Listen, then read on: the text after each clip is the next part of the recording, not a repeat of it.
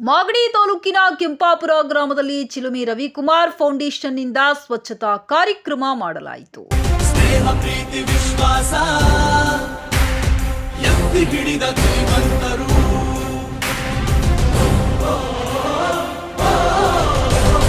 ಜನಮನಕ್ಕೆ ನೆಮ್ಮದಿ ಜೀವನ ಬದಗಿಸಿದೋರು, ವೈರಿಗಳ ಹಿಮ್ಮೆಟ್ಟಿಸಿ ನಗರವ ಕಾಪಾಡಿದೋರು, ಪರಂಪರೆಯ ಮುನ್ನಡೆಸಿದ ಶ್ರೀಮಂತರು. ಬೆಂಗಳೂರು ಕಟ್ಟಿದ ನಾಡಪ್ರಭು ಕೆಂಪೇಗೌಡರ ಐಕ್ಯ ಸ್ಥಳ ಕೆಂಪಾಪುರ ಆದಷ್ಟು ಬೇಗ ಅಭಿವೃದ್ಧಿ ಮಾಡಿ, ಇಲ್ಲವಾದರೆ ಖಾಸಗಿಯವರಿಗಾದರೂ ನೀಡಿ ಎಂದು ಚಿಲುಮೆ ರವಿಕುಮಾರ್ ಫೌಂಡೇಶನ್ ಅಧ್ಯಕ್ಷ ರವಿಕುಮಾರ್ ತಿಳಿಸಿದರು. ಎನಿಸಿಕೊಂಡರು ನಾಡಪ್ರಭು ಬಿರುದಾಂಕಿತ ಮಹಾರಾಜರು, ವಿಶ್ವಭೂಪಟದಲ್ಲಿ ಬೆಂಗಳೂರ ಬೆಳಗಿದೋರು, ಸ್ನೇಹ ಪ್ರೀತಿ ವಿಶ್ವಾಸ ಎತ್ತಿ ಹಿಡಿದ ಧೀಮಂತರು.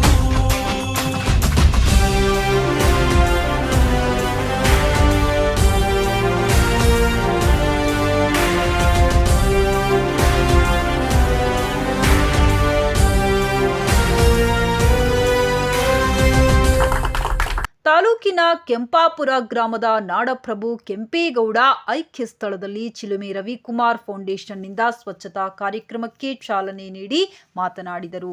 ಕುಲ ಸುಖದಿ ಬಾಳಿ ಬದುಕಲು ಕೆರೆಕಟ್ಟೆ ಕಾಲುವೆಗಳ ನಿರ್ಮಿಸಿದವರು, ಕೋಟಿ ಕೋಟಿ ಜನಮನದ ಅಭಿಮಾನದ ರಾಜರು, ಕೋಟೆ ಕೊತ್ತಲ ಬೇಟೆಯ ನಿರ್ಮಿಸಿದವರು, ನಿತ್ಯ ನಿತ್ಯ ಸತ್ಯವಾಗಿ ಬಾಳಿ ಬದುಕಿದರು, ಬೆಂಗಳೂರು ನಿರ್ಮಾತೃ ಕೆಂಪೇಗೌಡರು.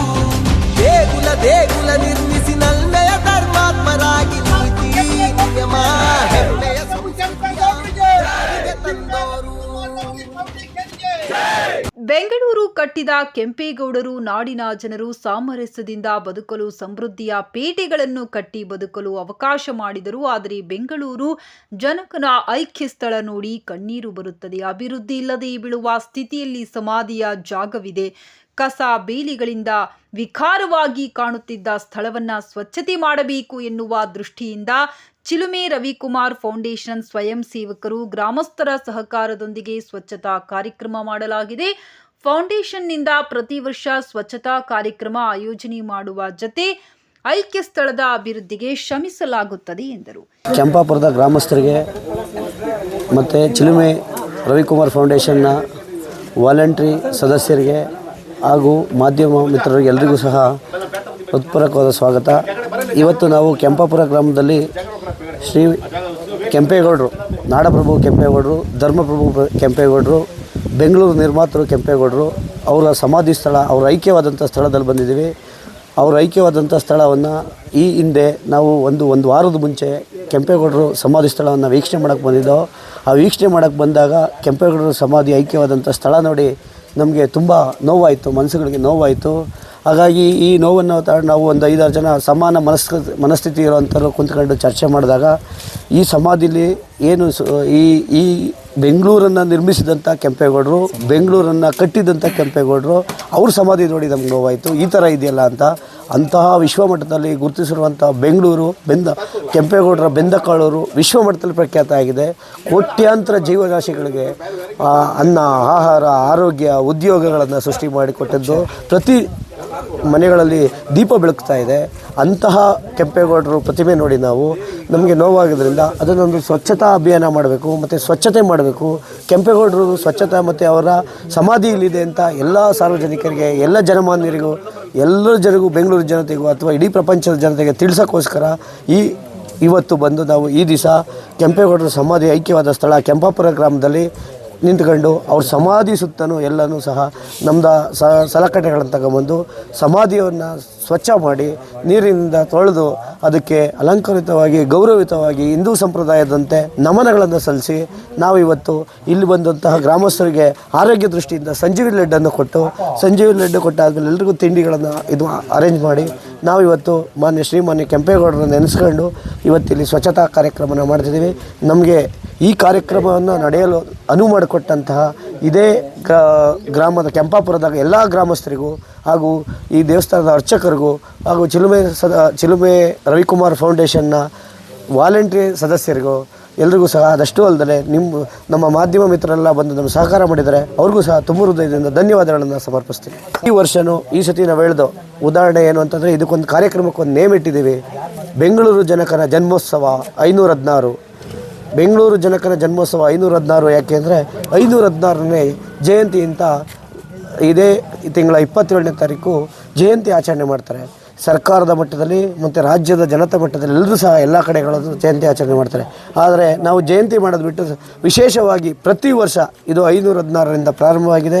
ಪ್ರತಿ ವರ್ಷ ನಾವು ನಮ್ಮ ಸಂಸ್ಥೆ ಇರೋವರೆಗೂ ಸಹ ಪ್ರತಿ ವರ್ಷ ಇದೇ ರೀತಿ ಈ ಐಕ್ಯ ಸ್ಥಳಕ್ಕೆ ಬಂದು ಇಲ್ಲಿ ಸ್ವಚ್ಛತೆ ಮಾಡಿ ಸ್ವಚ್ಛತಾ ಕಾರ್ಯಕ್ರಮ ಮಾಡಿ ಸಮಾಧಿಯವ್ರನ್ನ ಮತ್ತು ವಿಶ್ವಮಟ್ಟದಲ್ಲಿ ಕೆಂಪೇಗೌಡರನ್ನ ಮತ್ತು ಎಲ್ಲರೂ ಜನಮಾನಸದಲ್ಲಿ ಕೆಂಪೇಗೌಡರ ಬಗ್ಗೆ ತಿಳಿಸುವಂಥ ಒಂದು ಕಾರ್ಯಕ್ರಮ ಮತ್ತು ಕೆಂಪೇಗೌಡರ ಸ್ಮಾರಕವನ್ನು ಅಭಿವೃದ್ಧಿ ಮಾಡೋಕ್ಕೋಸ್ಕರ ಪಣ ತೊಟ್ಟು ಎಲ್ಲರ ಜೊತೆನೂ ಕೈ ಜೋಡಿಸ್ಕೊಂಡು ಬೆಳೆಸೋಣ, ಅಭಿವೃದ್ಧಿ ಮಾಡೋಣ ಅನ್ನೋದು ನಮ್ಮ ಧ್ಯೇಯವಾಕ್ಯವಾಗಿ ನಡೀತಾ ಇದೆ ಸರ್. ನನ್ನ ಹೆಸರು ಚಿಲುಮೆ ರವಿಕುಮಾರ್. ಕೆಂಪಾಪುರ ಗ್ರಾಮದ ಮುಖಂಡ ಹರೀಶ್ ಮಾತನಾಡಿ, ನಾಡಪ್ರಭು ಕೆಂಪೇಗೌಡರ ಸಮಾಧಿ ನಮ್ಮ ಕೆಂಪಾಪುರದಲ್ಲಿರುವುದು ನಮ್ಮ ಪುಣ್ಯ, ನಮ್ಮ ಭಾಗ್ಯ. ಆದರೆ ಐಕ್ಯ ಸ್ಥಳವನ್ನ ಸರ್ಕಾರ ಹಾಗೂ ಅಧಿಕಾರಿಗಳು ನಿರ್ಲಕ್ಷ್ಯ ಮಾಡಿದ್ದಾರೆ, ಅಭಿವೃದ್ಧಿ ಮಾಡಿಲ್ಲ.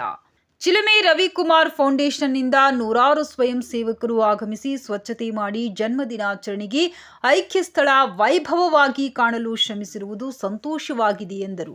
ಚಿಲುಮೆ ರವಿಕುಮಾರ್ ಫೌಂಡೇಶನ್ ವತಿಯಿಂದ ಇವತ್ತು ನಮ್ಮ ಕೆಂಪೇಗೌಡರ ನಾಡಪ್ರಭು ಕೆಂಪೇಗೌಡರ ಸ್ಮಾರಕಕ್ಕೆ ಭೇಟಿ ನೀಡಿ ಅವರ ತಂಡ ರಾಜಾಜಿನಗರ ಇರ್ಬೋದು, ಬೆಂಗಳೂರು ಇರ್ಬೋದು, ನೆಲಮಂಗಲ ಇರ್ಬೋದು, ಅವ್ರ ಸಂಘಟಕರೆಲ್ಲ ಬಂದು ಇವತ್ತು ಇಲ್ಲಿ ಸ್ವಚ್ಛತಾ ಕಾರ್ಯ ಇಟ್ಕೊಂಡು ಅಲ್ಲಿಂದನೇ ಗುದ್ಲಿ ಮತ್ತು ಸೆನ್ಕೆ ಏನೇನೋ ಅದಕ್ಕೆ ಬೇಕೋ ಅಲ್ಲಿಂದನೇ ತಗೊಂಡು ಪಾಪ ಅವರೆಲ್ಲ ಬಂದು ಇಲ್ಲಿ ಸ್ವಚ್ಛತಾ ಕಾರ್ಯ ಎಲ್ಲ ಮಾಡಿ ಸಮಾಧಿ ಸುತ್ತ ಗ್ರಾಮಸ್ಥರನ್ನೆಲ್ಲ ಕರೆದು ಇವತ್ತು ಅವರಿಗೆ ಒಂದು ಅನ್ನದಾನ ಮಾಡುವ ಮುಖಾಂತರ, ಇಲ್ಲಿ ಒಂದು ದೀಪ ಹಚ್ಚುವ ಮುಖಾಂತರ ಇವತ್ತು ಕೆಂಪೇಗೌಡರಿಗೆ ಒಂದು ಗೌರವ ಸಲ್ಲಿಸಿದ್ದಾರೆ. ನಾವು ಕೆಂಪಾಪುರ ಗ್ರಾಮಸ್ಥರ ವತಿಯಿಂದ ಅವ್ರಿಗೆ ಅವ್ರ ಫೌಂಡೇಶನ್ಗೆ ನಾವೆಲ್ಲ ಹೃತ್ಪೂರ್ವಕ ಅಭಿನಂದನೆ ಸಲ್ಲಿಸ್ತೇವೆ.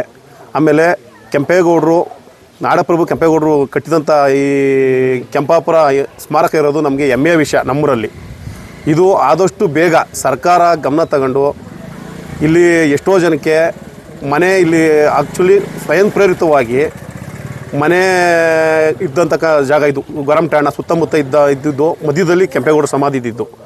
ಈ ಸ್ವಯಂ ಪ್ರೇರಿತವಾಗಿ ಎಲ್ಲರೂ ಪ್ರಾಧಿಕಾರಕ್ಕೆ ಎಲ್ಲ ಕೆಂಪೇಗೌಡರು ಕಟ್ಟಿರೋದು ಒಂದು ಅಭಿಮಾನಕ್ಕೋಸ್ಕರ ಎಲ್ಲ ಜಾಗವನ್ನು ಹಿರಿಯ ಮುಖಂಡರಾದ professor doctor Madhusudan, Girish Mallappa, press club council ರಾಜ್ಯ ಕಾರ್ಯದರ್ಶಿ ಕೊಟ್ರೇಶ್, ನಗರ ಜಿಲ್ಲಾಧ್ಯಕ್ಷ ಭಾನುಪ್ರಕಾಶ್, ಬೆಂಗಳೂರು ಉತ್ತರ ಅಧ್ಯಕ್ಷ ಗುರುಪ್ರಸಾದ್, ತಾಲೂಕು ಪ್ರಧಾನ ಕಾರ್ಯದರ್ಶಿ ವಿಜಯ್ ಹೊಸಪಾಳ್ಯ, ಪ್ರಜಾತರಂಗ ಫೌಂಡೇಶನ್ ಅಧ್ಯಕ್ಷ ಚನ್ನಕೇಶವ, ಮಧು, ಪವನ್ ಹೊಸಪಾಳ್ಯ, ಗ್ರಾಮ ಪಂಚಾಯತ್ ಮಾಜಿ ಅಧ್ಯಕ್ಷ ಹನುಮಂತ ರಾಯಪ್ಪ, ಸ್ಥಳೀಯ ಮುಖಂಡ ಕಿರಣ್ ಮಂಜುನಾಥ್ ಉಪಸ್ಥಿತರಿದ್ದರು.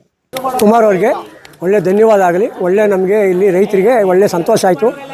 ಉಪಕಾರ ಮಾಡಿ ಎಲ್ಲ ಬಂದು ಅವರು ಏನೇನು ಸೌಲಭ್ಯ ತಂದು ಅವರೇ ತಮ್ಮೊಂದು ಎಲ್ಲ ಸ್ವಚ್ಛ ಮಾಡಿ ಇವತ್ತು ಹಳ್ಳಿಯವರಿಗೆ ಇಲ್ಲಿ ಸಂಪರ್ಕ ಮಾಡ್ಯಾರೆ. ಈ ಥರ ಯಾರು ಇಲ್ಲಿ ಬಂದವರು ಮಾಡಿರಲಿಲ್ಲ.